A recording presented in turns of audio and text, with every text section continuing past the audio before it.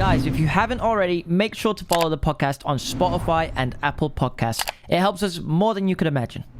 Yeah. Just the way it is. My God. Sorry, I just remembered one of the things with the management, something that happened. I got told off by one of the guys at the management, like as in shouted at, like, because do you know Ben Yes, Morris? yes. Yeah. He you know the cat Portia. Joel's looking after her now. I don't know. I think does he still have her? But he had Portia, and he came over to the Wave House for the weekend. Bearing in mind we were working all the time, and he was like, "Yeah, come over for the weekend. It's fine." We had to get permission. By the way, anyone that entered the house had to hand over their ID, and they had to take pictures of it and stuff. It was intense. What the fuck? I know. It was so intense. And then it was like embarrassing when my friends came over as well, and they had to like give their ID because my friends would be like looking at me being like, "Is this for real?" And I'm like, I don't know. I think because Will went over and he mentioned it, like something like that, and he just said no. I think he was just so adamant. He was like, I'm not doing that, by the way. Yeah, as he should, to be fair. Yeah, ain't nobody taking a fucking picture of my ID? Will ain't, no. I look clapped in that photo. I ain't getting that. You ain't having this one. Oh, you just said you ain't got it on him. It's kind of disrespectful from them as well to like expect like IDs and stuff. Like Will's going over to like film a video and stuff for like, it's kind of like a partnership if anything. Do you know what I mean? And it's just like good vibes in general. And it's like, just makes it weird. Let me take a picture of your ID. It's like, well, give me your ID then, bitch. Like, let me take a picture of yours. Yeah. It's like, why? Ben Morris came round with his cat, handed over his ID. Yeah. And they were just like, what the fuck is he doing here? The problem was he brought a cat, and that was one of the biggest things on the tenancy, like with the landlord. Rental agreement. Yeah, he was like, pets. no, it wasn't actually one of the biggest things. No pets, but then bearing in mind Wave House season 2, the woman that was like the house manager there, like season 2 that we weren't involved in, brought a dog over every single day when it wasn't allowed. But this one time we brought a cat over for the weekend when Ben was there, stayed in my room the whole time. Portia's so like lovely as well, such a gentle cat. Like she literally just hid under my bed the whole time, and she was litter trained, all that. He had the litter tray, everything. Anyway, the CEO of the company found out that the cat was there. We weren't trying to keep it secret. We told the house manager that it was there. Sounds like some like illegal like like thing, you know, you got a fucking cat in there? there? Yeah, like a cat? It's like what you smuggling under that bed, and it's like a cat, literally a little cat. And then we got called to a meeting, and he like shouted at us, and he was like, swearing at us, being like, I can't fucking believe you guys have done this. Are you fucking stupid? All this stuff, like literally going in. And I was like sat there, but like and when I'm in high school and I'm getting told off, right, you'll like sit and listen, but I was like, I am not about to be bullied by like this guy right now. I was I'm literally you can't treat us like this. Like we're like working together kind of thing. Like you can't treat us like we're like your little like kids in school kind of thing. It was so rude. And then he goes to me, and then it was just weird. And then he like shouted at us and was like threatening to like kick us out the house and stuff. And I was like, kick us out then. Like we'll go. Like if that's like.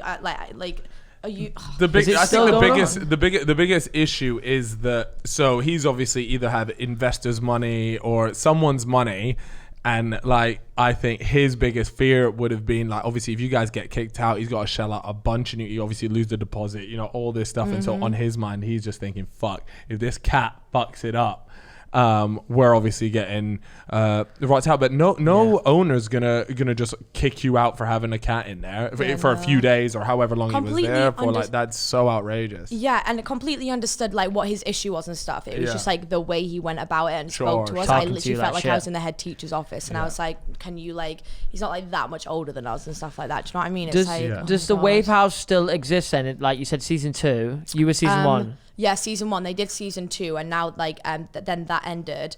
But I don't know what's happening from now. There's potential, very very low key potential for like it to like happen again, but it would not be. Well, I don't really know, to be honest. I don't know what's happening, but they had a Vice.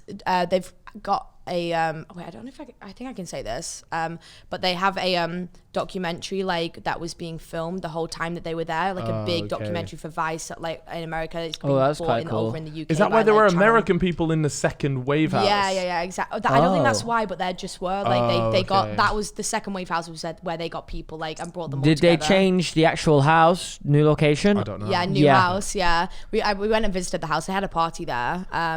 So they were allowed to have parties at their house. Yeah, season 2 was so relaxed, as in Yeah. the same management and stuff, but season 2, like, they could do anything. They had a party there. They had a dog going around every single day, even though it was the same rules by the landlord. Maybe they realized that they fucked it a little bit on season 1. Too they tight, have to too be tight. more- You know. Yeah, I think, to be fair, I think one of the I think the people that behind the company, like, I heard it kind of like through like mutual, like through like people in the Wave House. Apparently they like apologized for how they were in like season 1 after when it got to season 2 kind of thing. Because didn't you have a problem with like season 1 of the Wave House? They like claimed your video or something like that. I came and made that video with you, I think. Yeah, it was you and me. We reacted were reacting to the reveals and stuff, and then I just tweeted out like, "Fuck you guys." Yeah, I remember that. Like, what the fuck is this?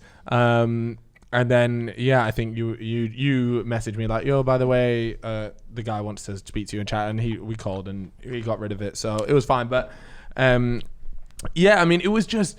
Do you know what? It was so weird because I think everyone from like the YouTube or like our friendship circle really like rated the fact that how you guys how can I like created a buzz around it to begin with, because instantly you piqued everybody's interest with like this weird cult ass shit, and everyone's there like, what the fuck, what the hell is this? We all didn't really understand how it was gonna work and how you guys were gonna make money. We didn't even know either. Yeah, because I was there like, okay, brand deals and stuff, that's fine. But everyone knows TikTok isn't the platform to monetize on. I was expecting like, okay, so YouTube videos will now start coming out. They have to come out any moment because otherwise monetization here just isn't going to work. You're going to really struggle to have a genuine business plan here. And it looked like there was a lot of money being put into it. What was the rent for this place? Like how much was the rent for it? Do you know? Oh my God. It was like, I think it was like, I think 35K a month. Fucking hell. But it's a lot. That's what I'm saying. So you got to remember, like, the management are taking a cut from the brand deals. Like, you have to be roughly getting in, I would say, in order to break even just on the rent, you're going to have to be bringing in like 120, 130,000 pounds worth of brand deals every single month. The management then take their cut. 20, but 30%. at the same time, I did also hear that you guys went and signed some of the most foul contracts I've ever heard of. With what? Can we get some with brand details? With the deals? management. With the management. Oh, the contracts themselves. Yeah, basically, I actually didn't sign one of the contracts because I read it through and I sent it to a lawyer and it was really bait. So I was like, I'm going to see how long I can get away with not signing it. And they kept asking. I just didn't sign it. And then I managed to like, I mean, just that's not sign not it. a great start to it. She's finessed it. I respect it. Just kind of finesse. But no, I couldn't do it. So I just kind of left it. And just I was gonna sign it, but I was waiting for my like trust to like be back there, and then I'd sign it and be like, okay, calm. And then it just got worse and worse and worse, and I was so you like, just I'm not sat it, signing this. And I think the contracts were quite bait. It's like, if you speak anything bad about us, we'll sue you, we'll do this, we'll do that, like a kind of thing. And it was like, it was a lot of living in that. They had just had a lot of rules. It was very curfew and stuff like that. I feel like I heard about that like 10 p.m. I feel like Ben told me like about some of that, and I feel like curfew was one of them. Did you have to be inside the house at a certain time, or? So me and Spencer used to just like go in my car and go for drives at night and stuff, and like just to get out, just to feel like we were like free, like to just leave out of the prison. Genuinely. And then they didn't have a problem with us coming back at any time. Like, we could come back at 3 a.m. but like we couldn't be too loud, or, like, to wake Vicky up. And the house manager that was living with us, like, we had to stay quiet.